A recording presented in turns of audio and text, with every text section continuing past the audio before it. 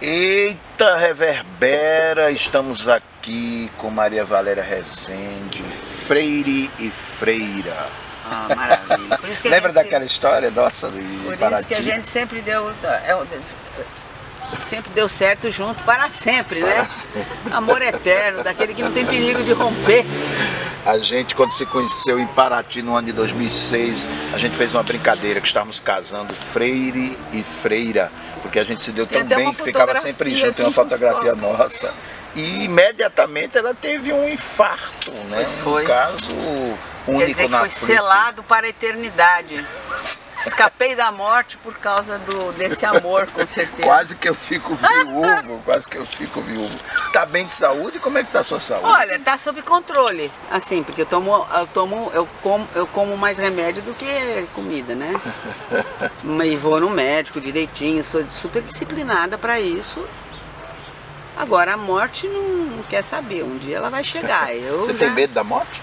Não. Eu não tenho medo da morte, eu tenho uma certa preocupação, é assim, de me sentir, eu não me sinto completamente livre para morrer. Por conta de responsabilidades. São essas ilusões que a gente faz também, né? De que tem gente que precisa de mim, e se eu morrer, o que vai acontecer, como é que vai ser, né? Mas isso é minhoca da cabeça, na hora de morrer. Eu já morri algumas vezes e é fácil. Não é uma coisa assim, por exemplo, eu passei 4 dias infartada na usina nuclear, sem saber como ia sair dali. Eles só confirmavam o infarto, me enchiam de anticoagulante e diziam que tinha que me levar para São Paulo, para o Rio, mas que por terra não podia ir, o tempo estava ruim, não podia baixar. E a gente não tinha dinheiro, né? Aí no fim, um patrocinador da Flip me salvou. É, lembro. E essa história ficou clássica na Flip. Foi. Maria Valéria, você aqui, eu me deparo com o primeiro livro seu, eu te conheci com esse livro, saído pela Beca, lá em São Paulo, e agora relançado pela Alfaguara. E qual é a Maria Valéria Rezende que a gente encontra lá no primeiro livro e agora relançado aqui? Porque você andou mexendo nesse livro aqui, não é? Andei. Que caminho que você faz entre as duas pontes aí? Aquele primeiro livro foi quase um acaso. No sentido de que eu vivendo no interior da Paraíba, porque de 76 até 89, 88, 89, eu morava em Guarabira, no Brejo da Paraíba, trabalhava com educação popular, percorrendo ali 30 municípios naquele entorno, entre a Várzea, o Brejo e o começo do Sertão e a Serra da Borborema. Mas quando eu cheguei lá, primeiro eu passei 3 anos morando num lugarzinho muito pequenininho. E eu tinha feito meu aprendizado sertanejo, primeiro em Pernambuco, que você tem que aprender a falar, comer, se comportar, os gestos, porque tudo significa outras coisas. Entender os instrumentos de trabalho, os objetos que eu não conhecia, da vida cotidiana. Quando eu chego no Brejo, eu tenho que aprender tudo de novo. E eu ficava, a minha casa era uma casa que dava, a única casa que tinha para alugar lá, que era uma casinha, assim na esquininha da praça principal, da rua de baixo. Tinha a rua de baixo, a rua de cima e o meio da rua. E a pracinha que chegava até na igreja, minha casa dava de frente para a igreja. Então eu ficava ali escrevendo, eu estava escrevendo nessa época não ficção. Eu estava escrevendo, porque eu escrevi muito a vida toda. Eu estava escrevendo, acho que era uma história da classe operária para o pessoal da CO. Não, era uma história da igreja no período colonial, vista do ponto de vista dos fracos, dos vencidos e dos pobres. Que é um livrinho que eu gosto muito, se chama Não se pode servir a dois senhores. E que foi o meu maior best-seller, porque ele corria pelas comunidades de base, ele não corria pelo mercado editorial. E foi alguma coisa como 80 mil exemplares. Tem gente procurando esse livro ainda hoje, eu ainda vou fazer uma edição qualquer dele. Então eu não entendia muitas coisas que o pessoal me dizia, ou comportamentos, etc. Então às vezes eu ficava pensando naquilo e eu tentava me pôr no lugar deles e eu escrevia, eu ia escrevendo, certo? Histórias que eu inventava, me pondo no lugar deles. Então, e eu ia guardando isso. E eram as histórias daquele, quer dizer, geradas pela minha imaginação, tentando compreender, porque eu acho que para mim, não falo em tese, porque não acredito no céu das ideias de Platão. Para mim a literatura é isso, é dar testemunho do que eu estou vendo. É testemunho, só isso. É falar, olha para isso. Né? Um olha para isso com uma certa graça, uma certa arte, espero, né? E foi daí que esse livro surgiu. Eu não vou contar toda a história do acaso, porque foi acaso mesmo. Alguém pegou um texto meu, deu para um editor, o editor pediu o resto. Foi uma longa história que acabou saindo aquele livro. Então, só que aquele mundo continuou vivendo na minha cabeça. Então, eu continuei fazendo outros capítulos daquele livro. Então, essa nova edição, vamos dizer que é aquele livro que na minha cabeça era um romance, na cabeça da Marlene e do Paulo também, foi recebido como um livro de contos. Então, como tem um preconceito, né, ele ficou assim... Entre gêneros. Ele consta como de contos.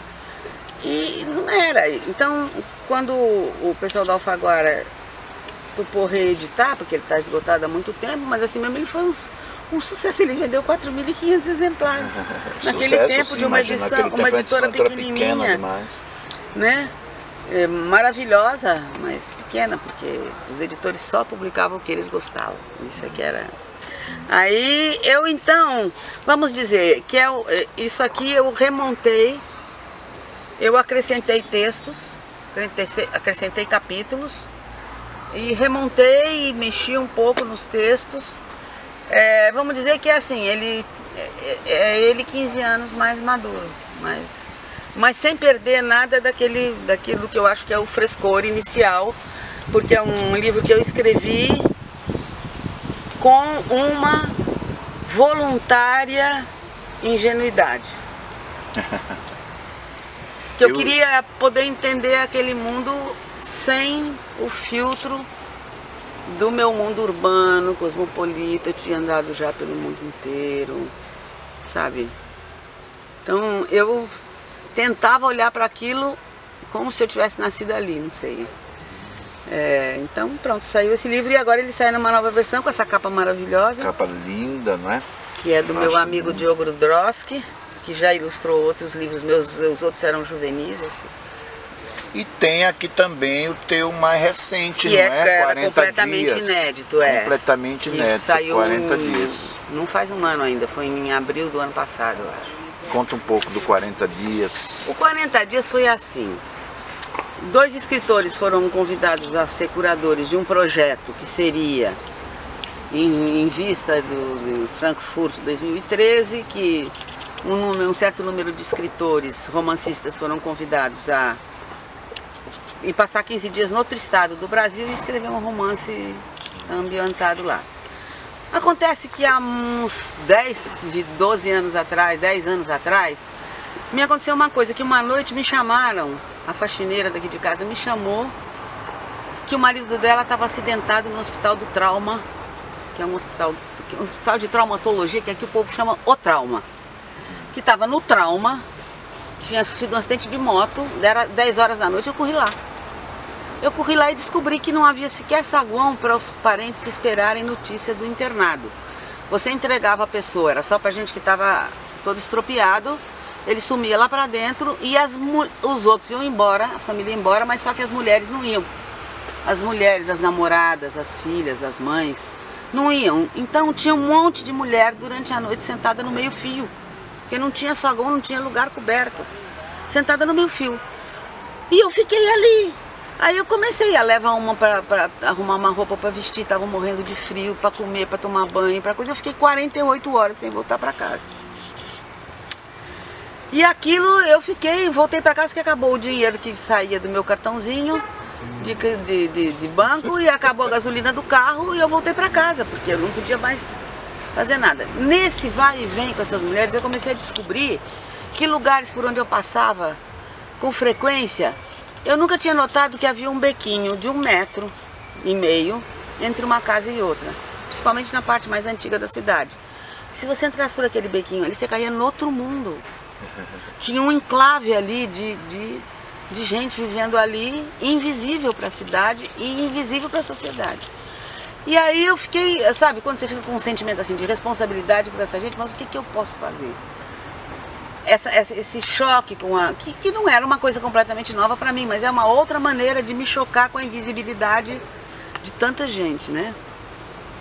Aí eu fiquei com a ideia de que um dia, duas ideias, uma que eu podia ter ficado ali, não 48 horas, mas 40 dias, 40 anos, porque aquilo não ia ter fim tão cedo, né? E dor de mãe é um negócio irresistível, né? Ou então escrever um romance de alguém que fizesse isso e passasse uma mulher de origem classe média, escolarizada, leitora, que caísse de repente no avesso da cidade e passasse aí 40 dias. Estava com essa ideia na cabeça. Quando me recebi esse convite para participar desse projeto, que afinal o projeto não foi adiante, porque era um projeto meio mirabolante em termos de orçamento, passou na Lei Rouanet, mas ninguém quis patrocinar e o projeto não existiu. Como eu tinha milhas, mas aí era para ir para Porto Alegre. Ah, era para Porto Alegre que você iria. Como eu já tinha, eu sabia que romance eu queria escrever numa cidade desconhecida, que era me enfiar pelas frestas da cidade e escrever o avesso da cidade. Eu tinha umas milhas e tem minhas irmãs da minha comunidade lá, que me davam um quartinho para quando eu não aguentasse ficar na rua. Aí eu fui para Porto Alegre e fiz o que a personagem faz, sabe? Eu andei em Porto Alegre de dia e de noite, dormi na rodoviária, no saguão do pronto-socorro, debaixo de marquise de ônibus nas ilhas, assim, que tem ponto de ônibus coberto. Dormir mesmo? Sim, passar a noite. Não, dormir propriamente foi difícil, mas passar a noite espiando, né? Vendo o escritor que cumpre tarefa. A essa altura eu já me sentia livre, do projeto. Sim. Então eu teria material para escrever um livro de 500 páginas, mas eu detesto livro de 500 páginas. Eu gosto de livro assim, esse aqui já está gordo. Porque eu tô velhinha, eu não aguento segurar, tenho artrose na mão, meu olho cansa e eu acho que tem muita encheção de linguiça desnecessária. Então eu acho um perigo o caderninho de anotações, porque depois você não vai perder nada. Né? E eu perdi muito. Eu perdi não, eu escolhi mesmo. Eu vou fazer um livro modesto, com o que me parecer que eu tenho que dizer que pronto. É um pouco isso, assim, dizer, olha para isso. Essa é a minha atitude ao escrever esse livro, olha para isso. Só que eu tinha que criar um porquê essa mulher vai para Porto Alegre, por que uma mulher escolarizada vai para o meio da rua e passa 40 dias como uma moradora de rua, e como é que ela sai, por que ela sai, como é que ela conta e para quem que ela conta. Então aí saiu o livro, que tem a forma de um caderno de desabafo, que tem a Barbie na capa. Então ela dialoga com a Barbie. Que é também um contraponto irônico, né? Aquilo em que ela se tornou e aquilo que ela viu e que ela conta. E pronto, aí é engraçado que a leitura das mulheres e a leitura dos homens é completamente diferente. Então tem homens que dizem assim, mas não convence muito, por que uma mulher, uma leitora, uma mulher com uma formação universitária, 2 aposentadorias, um apartamento bem montado, vai passar 40 dias na rua? E as mulheres todas entendem e dizem assim... Entendem isso, que é aquela coisa do dor da mãe, eu me lembro da minha mãe, eu lembro da minha mãe, que era uma mulher feliz, com 6 filhos que ela... Mas quantas vezes eu ouvi minha avó dizendo assim, a vontade que eu tinha agora era sair por aquele portão lá fora e desaparecer. Eu queria só ver. Certo? Todas as mães falam isso. Todas as mulheres que trabalham e são donas de casa, são coisas... Tem um dia que ela tem vontade de sair por aquela porta fora e sumir. E ficar invisível, que é sobre isso esse romance. Vamos fazer um intervalo e a gente volta com a Maria Valéria Rezende lendo um trecho do Vasto Mundo que ela estava lendo aqui para mim. Reverbera.